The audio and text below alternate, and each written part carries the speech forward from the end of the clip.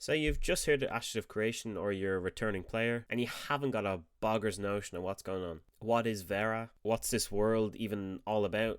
And how do you begin to comprehend the mountain of information that's available for Ashes of Creation? So sit down, strap yourself in, and let me explain the map and what Verra holds for you. First things first, no matter what race you choose, humans, dwarves, and balding men alike, you can all join together and join the world from the same waygate, no matter what your race. After you and your friends have decided what waygate you want to join, you have the option to go to one of two starting locations. Each one of these locations represent one of the sub-races of the parent races.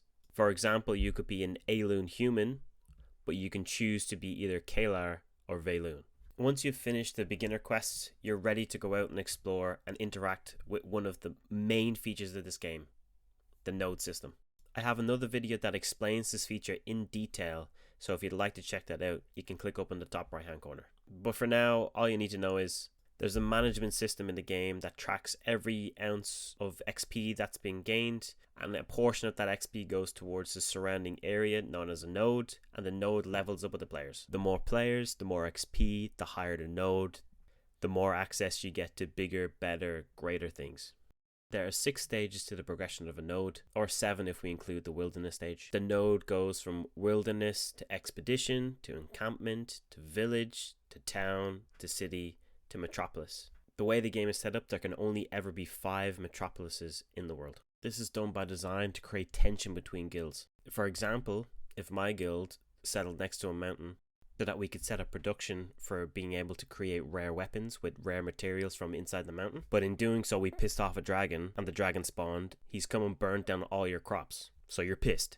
And that in turn affects the market, which affects the region, which affects our progress, which in turn affects everyone in the region. So you get a node at my guild, and you decide to get some of your friends together, and you siege our metropolis down, so that you can then create a metropolis on the coast. Because you want more resources on the coast, like fishing and, I don't know, oysters or whatever. But all that activity wakes up a Leviathan, and he's pissed at you. So all your trade ships that are making you that juicy coin are destroyed by Leviathan. So we have to get a raid together to be able to defeat the Leviathan. But that would have never happened if you didn't siege down my metropolis. Speaking of tension, guild leaders, you're going to love this part. There are 5 static castles that don't change in size or influence. And these castles decide what tax will be taken from the region. So these will be hotly contested, to say the least. If you'd like to learn more about castles and how they interact with the world, then you can have a look at this video in the top right hand corner as well. The Western content that you're looking at right now will be available in Alpha 2, and some of the Eastern content will be made available later on into the persistent Alpha 2 test. There's one more thing that we need to talk about before I let you go, and that is the Tulnar.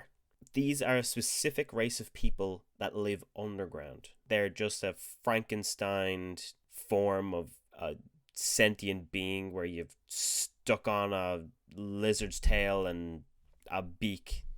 But they live in the decrepit underworld, a bit, essentially. The benefit for us, though, is trade routes. Is there a guild above the surface that are controlling a certain area that you know will destroy your caravan? Okay, cool. Let's go into the underrealm and go around them. A classic see ya Saka moment. There's no visual representation of how this underrealm fits into the map that we've been given currently, so I can't show you that, unfortunately. That's it. See ya Saka.